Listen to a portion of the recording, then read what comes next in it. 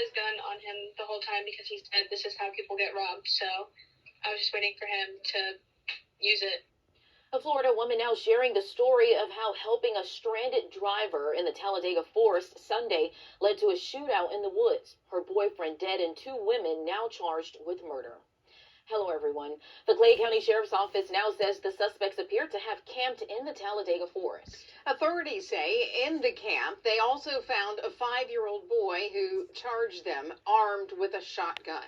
ABC 3340's Stephen Quinn spoke tonight with Michaela Paulus, whose boyfriend was killed during the robbery attempt. And Stephen Paulus says that she found herself at one point alone in the woods with her boyfriend's killer. Brenda, Michaela Paulus is back in Florida tonight with her family. Her boyfriend, Adam Simji, and her were set to begin a new chapter in college together next week. Now, as for the woman who she says killed her boyfriend, Michaela says she said everything she needed to in those woods. Michaela Paulus and Adam Simji's road trip was meant to celebrate the beginning of their new journey together at the University of Central Florida. It ended in bloodshed. Sunday started with a trip to Mount Cheeha, where they found Yasmin Hyder seemingly stranded on the side of the road. Fate then seemed to intervene. He had just bought this huge battery pack and made sure that we charged it the night before.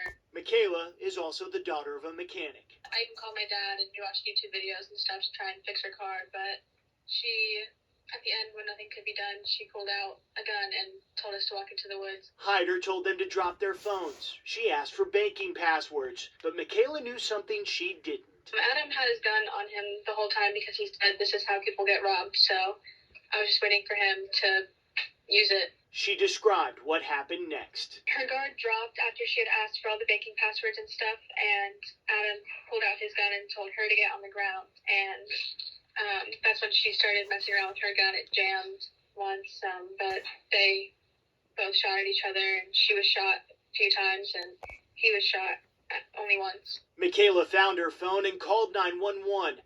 Adam was bleeding, so she used her shirt to desperately try to stop it. He never woke up. He literally was like an angel on earth already. Everyone that met him loved him. He was always making jokes and being goofy. It took nearly 30 minutes for paramedics to arrive. Michaela says she found herself alone in the woods with the woman who killed her boyfriend of 4 years, the man she loved, the man she lived with.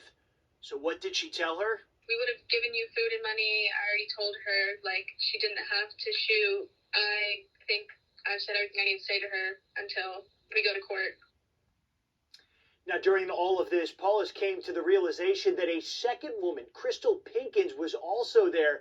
She's been charged with murder along with Hines, and she was also found at the camp along with her 5-year-old son, who Brenda described was armed with a shotgun when police arrived.